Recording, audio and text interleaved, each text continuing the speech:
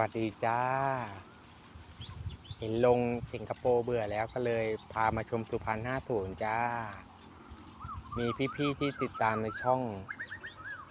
บอกว่า1 ลัง100 ท่อนขอเป็นสิงคโปร์50 ท่อนสุพรรณบุรี50 ท่อน จัดให้จ้า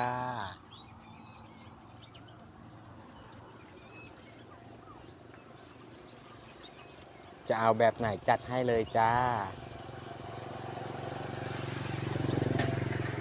ให้ดูตาจะให้ดูข้อตาจ้ะนี่อยู่ในกาบนะจ๊ะ อยู่ในกาบท่อนสวยๆเลยจ้า นี่จ้า เห็นไหมจ๊ะ อยู่ในกาบหมดนะจ๊ะ อยู่ในกาบหมดเลย ราคาเดียวกันนะจ๊ะข้อตาละ1 บาทจ้า